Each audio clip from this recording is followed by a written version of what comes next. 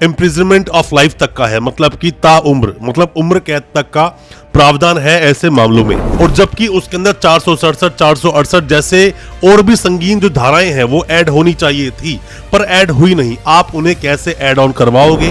दोस्तों, cheating and forgery जैसे अपराधों में, जिसमें कि धोखाधड़ी किसी के साथ हो जाए, जालसाजी हो जाती है किसी के साथ, या फिर कोई कर रहा है किसी के साथ धोखाधड़ी या जालसाजी, ऐसे जो अपराध होते हैं, हालांकि देखा जाए इनमें जो पनिशमेंट का प्रावधान है वो इम्प्रिजनमेंट ऑफ लाइफ तक का है, मतलब कि ताउम्र, मतलब उम्र कैद तक का प्रावधान है ऐसे मामलों में।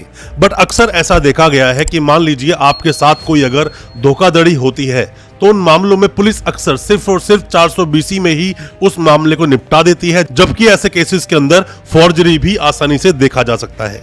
अगर पुलिस ने किसी भी तरह से मिली भगत करके सिर्फ केस को हल्का बना दिया, 420 के आधार पर केस को तैयार कर दिया, और जबकि उसके अंदर 467, 468 जैसे और भी संगीन जो धाराएं हैं वो ऐड होनी चाहिए थी, पर ऐड हुई नहीं। आप उन्हें कैसे ऐड ऑन करवाओगे?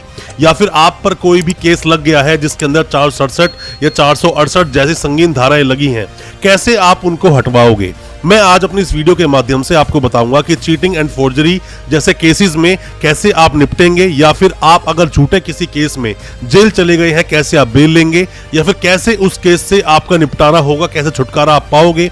इन सब चीजों के बारे में आज बताऊंगा अपनी इस वीडियो में। ज्यादा कुछ जानने के लिए चीटिंग एंड फोर्जरी जैसे केसेस के बारे में दोस्तों बने रहिए हमारे इस वीडियो के साथ। नमस्कार दोस्तों, फिर एक बार स्वागत करता हूं आप सभी का अपने इस यूट्यूब चैनल पर, जिसका नाम है बेल लॉज। मेरा नाम है वीरेंद्र वर्मा। जैसा कि आप सभी जानते हैं, हम चीटिंग एंड फोर्जरी जैसे संगीन केसेस पर डिस्कस करते हैं अपने इस चैनल पर, और आपको बताते हैं आपके कानूनी अधिकार।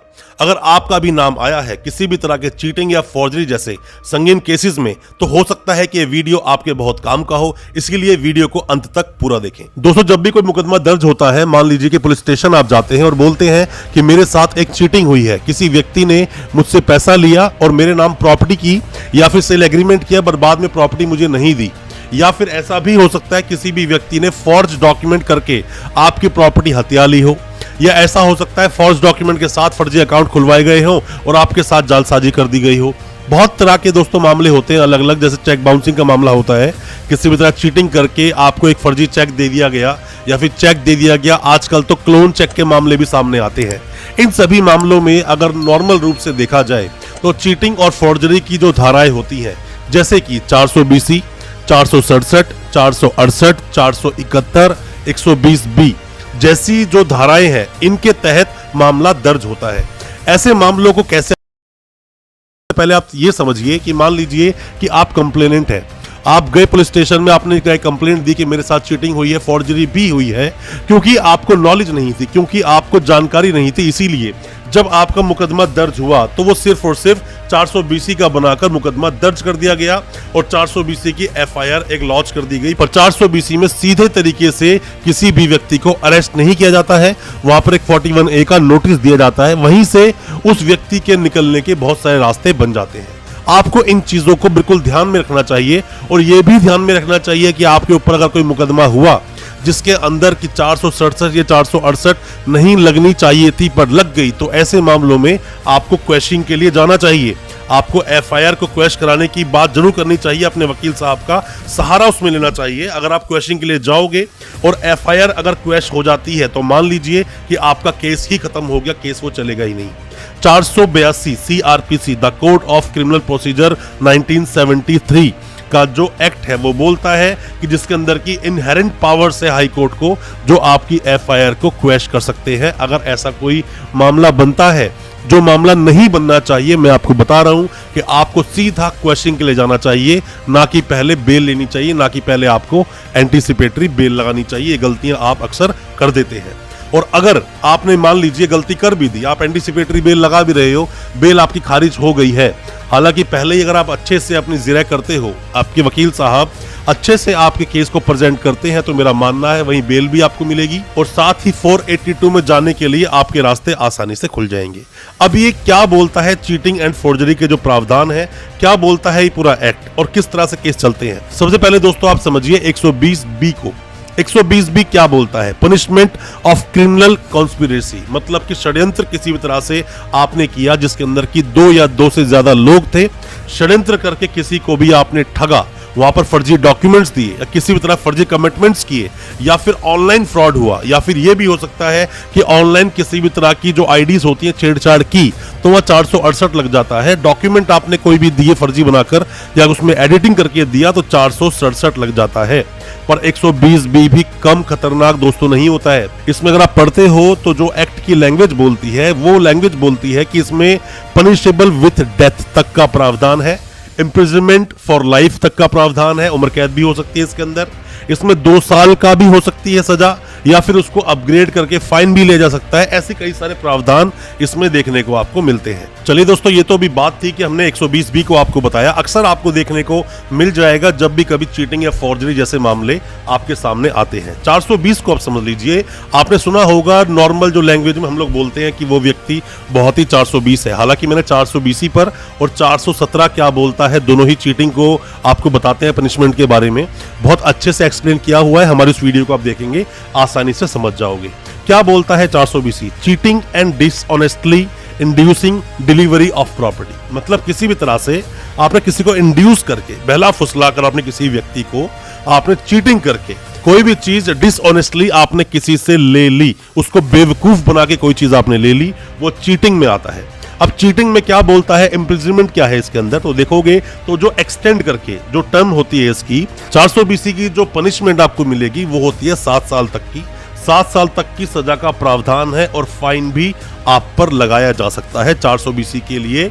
अगर कोई भी आपकी एफआईआर कटी है आपके अगेंस्ट तो उसके अंदर सीधी तरीके से पुलिस आपको अरेस्ट नहीं करेगी, पहले आपको नोटिस सर्व करेगी, नोटिस में जाकर इन्वेस्टिगेशन आप ज्वाइन करोगे, उसके बाद तय होता है आपको अरेस्ट करने की जरूरत है या नहीं। और अगर आपके ऊपर कोई ऐसा केस हुआ है तो मेरा मानना दोस्तों ये है किसी भी वकील साहब की एडवाइस जरूर लें, एडवाइस लें, उनकी सहायता लें, उनकी मदद लें आप, और तभी इस केस को आगे प्रोसीड करें। ऐसा ना हो कि आप पुलिस स्टेशन जाए और किसी भी तरह से गलत एक्ट करके पुलिस वाले आपको अरेस्ट कर लें। आपके साथ एक अच्छे वकील साहब का होना जरूरी है। बेटर है कि उनकी आप गाइडेंस ले लें, ताकि क्योंकि कई बार ऐसा होता है कि आप अपनी समझदारी में ऐसी कुछ गलतियां कर देते हो जो नहीं होनी चाहिए थी और बाद में आपको पछताना पड़ता है। अब हम बात कर लेते हैं क्या बोलता है 466 कि 466 भी कई बार देखा गया है और 468 भी देखा गया है, बट मेजरली जो प्रॉब्लम क्रिएट करता है वो क्रिएट करता है 467। 467 क्या बोलता है दोस्तों? 467 forgery of valuable security will etc. मतलब कि विल में आपने किसी तरह फॉर्जरी कर दी या कोई भी वैल्यूएबल सिक्योरिटीज या फिर कोई भी ऐसी चीज जो कि मार्कशीट्स, अक्सर आप देखते हो कि लोग फर्जी मार्कशीट बना लेते हैं, फर्जी प्रॉपर्टी के पेपर लोग बना लेते हैं, या किसी भी तरह से फर्जी अकाउंट खुलवाया, आधार कार्ड में चेंजेस कर दिए आपने, पैन कार्ड में कुछ चेंजेस कर दिया आपने, फर्जी अकाउंट खुलवा लिया। ये सब मामलों के अंदर 467 लगता है जब पेपरों में आप छेड़छाड़ करते हैं, और जिसके अंदर अगर आप पनिशमेंट की बात करें जो इम्प्रिजनमेंट ऑफ लाइफ तक हो सकता है, उम्र कैद तक का प्रावधान है इस सेक्शन के अंदर। तो बेहतर है थोड़ा दूर रहें। चीटिंग फॉर्जरी के मामले बड़े संगीन होते हैं, जल्दी से आपको बेल नहीं मिलती और बेल लेने के लिए आपको मशक्कत करनी पड़ती है। 420 के साथ 409 लग जाता है जब ईओडब्ल्यू के मामले आते हैं। इकोनॉमिक ऑफेंसिव विंग की मैं आपको बात कर रहा हूं, हालांकि उस पर भी हमने वीडियो बनाया है, उस पर डिटेल वीडियो आप देख सकते हैं, या फिर अगले कुछ वीडियो में सजेशंस चाहते हैं तो बताएंगे तो हम उस पर भी वीडियो लेकर आ जाएंगे। अब दोस्तों अक्सर आप देखते हो कि 467 के साथ में 468 भी लगा होता है। 468 जो बोलता है forgery for purpose of cheating, मतलब कि चीटिंग के लिए ही फॉर्जरी की गई हो, किसी को बेवकूफ बनाना है, फर्जी कागजात बना लिए, उसको दिखा दिए, चीटिंग करने का ही आपका इरादा था, ये कहता है ये सेक्शन। और अगर हम इसमें इम्प्रिजनमेंट की बात करें जिसको एक्सटेंड किया जाता है 7 साल तक के लिए, 7 साल तक की सजा इसके अंदर हो सकती है। अगर 68 ही लगा है 420 के साथ तो फिर भी आपके रास्ते थोड़े आसान हो सकते हैं बिल लेने में, बट जब 467 लग जाता है तो मामला थोड़ा सीरियस बन जाता है और पुलिस अक्सर इस पूरी सीरीज को लेकर ही चलती है। आप पर हमेशा जब सेक्शंस लगाए जाते हैं सबको यूज किया जाता है। अब एक जगह और आता है सेक्शन 471, आपने अक्सर एफआईआर में देखा होगा। अभी क्या बोलता है सेक्शन 471, यूजिंग एज जेन्युइन, मतलब कोई भी फॉर्ज डॉक्यूमेंट आपने जेन्युइन की तरह यूज किए, डॉक्यूमेंट और इलेक्ट्रिक रिकॉर्ड या कोई भी इलेक्ट्रॉनिक रिकॉर्ड हो सकते हैं, डॉक्यूमेंट हो सकते हैं, जेन्युइन की तरह अगर आपने यूज किए हैं तो इसमें भी आपको पनिशमेंट मिलेगी। और पनिशमेंट आपको मिलेगी कितनी? तो दोस्तों ये जो सारे सेक्शंस लगाए जाते हैं पुलिस के द्वारा जब भी कभी किसी व्यक्ति को अरेस्ट किया जाता है, आपका मामला है आप किसी पर ऐसे कोई सेक्शंस लगा रहे हो, चीटिंग फॉर्जरी आपके साथ हुई है, तो दोस्तों मैं फिर आपको बोलना चाहूंगा कि जब कंप्लेंट देते हैं पुलिस स्टेशन में बहुत सोच समझ के अच्छे से कंप्लेंट दें। ऐसा ना हो कंप्लेंट इतनी पुअर तरीके से आप ड्राफ्ट कर लें या बना लें कि कंप्लेंट देने के बाद वो अरेस्ट भी व्यक्ति ना हो और आपका पैसा, लाखों करोड़ों की संपत्ति हो सकती है, वो पैसा पूरी जिंदगी जो आपने कमाया वो कुछ ही मिनटों में कोई इंसान आपसे चीटिंग करके पूरा पैसा छीन सकता है। उसे कब्जे में गया हुआ पैसा जल्दी से मिलेगा नहीं और आप सोचो कि केस चलेगा, एक बार किसी की बेल हो गई तो केस लंबा चलेगा दोस्तों, 5 साल 10 साल चल सकता है। और अगर किसी में कन्विक्शन हो भी गया तो वो हाई कोर्ट चले जाएंगे, हाई कोर्ट से भी अगर अपील मंजूर नहीं, सुप्रीम कोर्ट चले जाएंगे, केस सालों साल चलता है। बेहतर है जब आप किसी पर केस करते हैं बड़े स्ट्रांगली उस केस को प्रेजेंट कीजिए और आप पर कोई फेक केस अगर हो गया है जल्द से जल्द 482 सीआरपीसी में जाइए, क्वेश्चन के लिए जाइए। अगर आपके पास एविडेंसेस हैं, एविडेंसेस नहीं है फिर भी आपका नाम आ गया, पुलिस ने आपको अरेस्ट कर लिया है, तो भी आप जाकर अपने अगर प्रूफ, कुछ भी अगर प्रूफ आपके पास है आप दिखाएंगे, आसानी से बेल हो जाएगी। जैसे हम लोग चीटिंग एंड फॉर्जरी पर कई सारी वीडियोस लेकर आए हैं और आपको बहुत सारे आपके अधिकार बताए हैं। कोई भी किसी भी तरह के सवाल अगर आपके दिल में है चीटिंग या फॉर्जरी को लेकर, क्वेश्चनिंग ऑफ एफआईआर को लेकर या एंटीसिपेटरी बेल को लेकर, किसी भी तरह के सवाल आपके दिल में है आप पूछे दोस्तों जरूर, क्योंकि कई बार ऐसी छोटी छोटी रेमेडीज होती हैं कि अगर उन रेमेडीज को आप पूरा कर लेते या कानूनी प्रावधान को आप फॉलो करते तो आप जेल ही नहीं जाते या फिर आपके साथ चीटिंग ही नहीं होती।